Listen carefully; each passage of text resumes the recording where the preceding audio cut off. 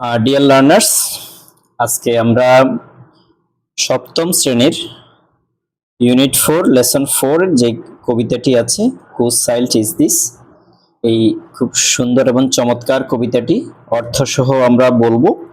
এরপরে হচ্ছে কবিতাটির মেইন থিম পড়ব, তারপরে কিছু প্রশ্নোত্তর যেগুলো আমাদের পরীক্ষায় আসার মতো আসবে। তো এই তিনটা বিষয় ইনশাআল্লাহ আমরা খুব সহজভাবে অর্থসহ পড়ব, আমরা সবাই পারবো। তো যারা চ্যানেলে নতুন তারা চ্যানেলটিকে সাবস্ক্রাইব করতে পারেন এবং আমরা শিক্ষার্থীদের যেগুলো উপকারী টপিক এগুলো আলোচনা করব। এই কবিতাটি ক্লাস 7-এর জন্য খুবই গুরুত্বপূর্ণ এবং পরীক্ষায় আসার মতো একটি কবিতা। হুজ চাইল্ড ইজ দিস, এই শিশুটি কার? এই কবিতাটি লিখেছেন, অর্থাৎ কে লিখেছেন আসলে সেটা জানা নেই, এই জন্য লিখেছে অ্যানোনিমাস মানে বেনামি। তার মানে হুজ চাইল্ড ইজ দিস, শিশুটি কার? I asked one day seeing a little one out at play, বাহিরে একটি শিশু খেলারত অবস্থায় দেখে একদিন আমি জিজ্ঞেস করলাম শিশুটি কার? মাইন, আমার, said the parent with a tender smile, একটা মমতাপূর্ণ হাসি দিয়ে পিতা বা মাতা, যদি প্যারেন্টস হতো তাহলে পিতা মাতা হতো, যেহেতু প্যারেন্ট একবচন তার মানে হচ্ছে যে এখানে পিতা হবে। পিতা বলল আমার, mine to keep a little while, আমার, to keep a little while কিছুক্ষণ তাকে দেখাশোনা করতে, টু বেথ হিজ হ্যান্ডস তার হাত ধুয়ে দিতে, অ্যান্ড কম হিজ হেয়ার এবং তার চুল আছড়াই দিতে, to tell him what he is to wear এবং তাকে বলতে যে সে কি পরবে, সে কি পরিধান করবে তা তাকে বলতে, to prepare him that he May always be good তাকে এমন ভাবে প্রস্তুত করতে তার জন্য সবসময় ভালো হতে পারে, each day do the things he should এবং এমন জিনিস করতে যা তার করা উচিত। Whose child is this I asked again, আমি আবার জিজ্ঞেস করলাম শিশুটি কার? As the door opened and someone came in, যখন দরজাটি খুললো এবং কেউ একজন ভিতরে আসলো, মাইন, আমার, said the teacher with a same tender smile, একইভাবে মমতাপূর্ণ হাসি দিয়ে শিক্ষক বলল আমার। Mind to keep just for a little while, আমার, কিছুক্ষণ তাকে রাখতে, টু টিচ হিম তাকে শেখাতে, how to be gentle and kind কেমন ভদ্র এবং নম্র হতে হয় তাকে শেখাতে, to train and direct his dear little mind, to train তাকে প্রশিক্ষিত করতে, তাকে শেখাতে, and direct his dear little mind এবং তার মমতাপূর্ণ বা আদুরে ক্ষুদে মনকে নির্দেশনা দিতে, to help him live by every rule তাকে প্রতিটি নিয়ম কানুন শেখাতে সাহায্য করতে, and get the best he can from school এবং যাতে করে সে স্কুল থেকে সর্বোচ্চটি পায়।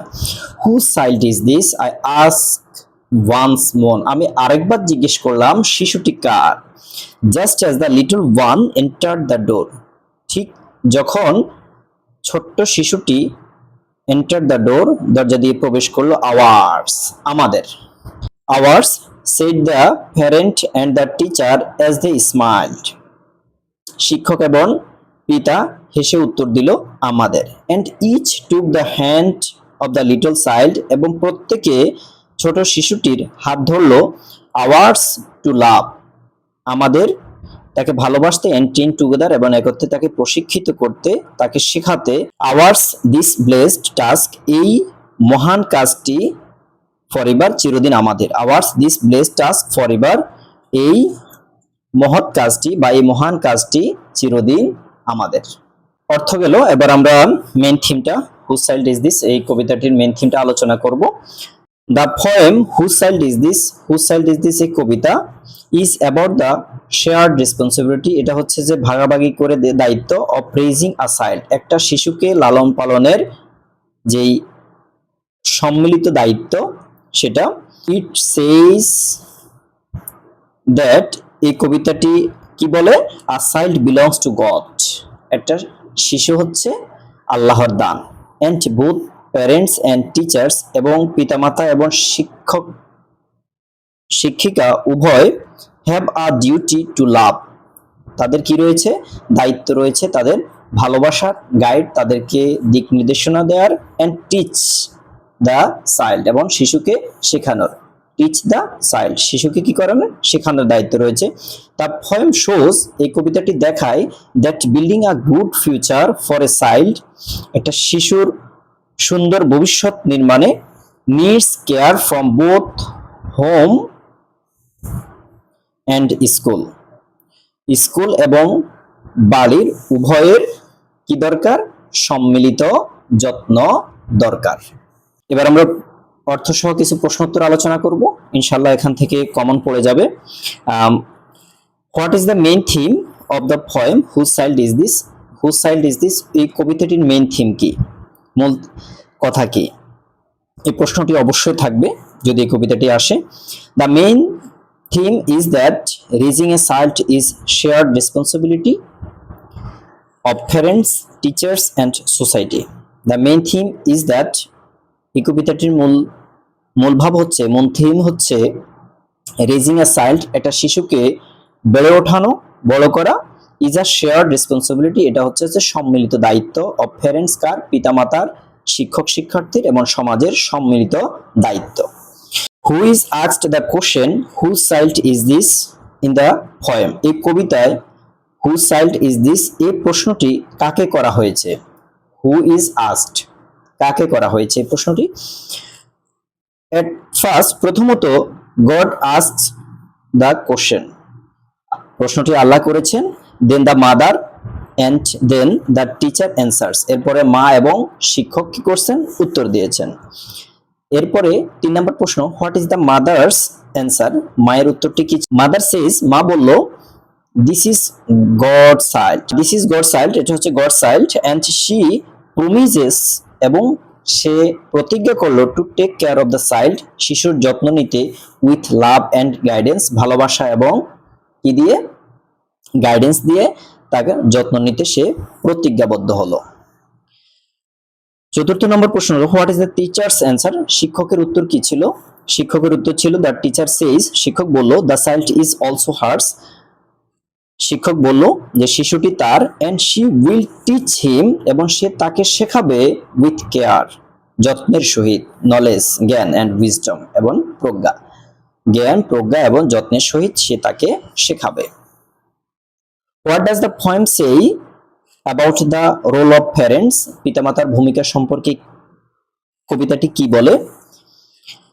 দ্য পোয়েম সেজ প্যারেন্টস, কবিতাটি বলে যে পিতামাতার শুড গাইড, উচিত হচ্ছে তাকে দিক নির্দেশনা দেয়া, প্রোটেক্ট তার রক্ষণাবেক্ষণ করা, এন্ড লাভ দ্য চাইল্ড এবং শিশুটিকে ভালোবাসা। 6 নম্বর প্রশ্ন, what does the poem say about the role of teachers, শিক্ষকের ভূমিকা নিয়ে কবিতাটি কি বলে। Teachers should help the child learn values, শিক্ষকের উচিত শিক্ষার্থীদেরকে মূল্যবোধ শিখতে কি করা, সাহায্য করা, ট্রুথ সত্য শিখতে সাহায্য করা, মূল্যবোধ শিখতে, and the difference between right and রং, এবং ভালো এবং খারাপের মাঝে পার্থক্য নির্ণয় করতে শিখাতে সাহায্য করা উচিত। 7 নম্বর প্রশ্ন যদি আমরা দেখি, অ্যাকর্ডিং টু দ্য পোয়েম, কবিতা মতে, to whom does the child truly belong, মানে শিশুটি কার অধীন, to whom does the child truly belong, প্রকৃতার্থে শিশুটি কার অধীন, তাহলে এটা আমরা the child belongs to God, প্রকৃত অর্থে শিশুটি হচ্ছে যে আল্লাহর অধীন, and both parents and teachers are caretaker, পিতামাতা এবং শিক্ষক হচ্ছে এটার কি, রক্ষণাবেক্ষক। What is the message of the poem, এই কবিতাটির মেসেজ কি, এখান থেকে শিক্ষাটা কি।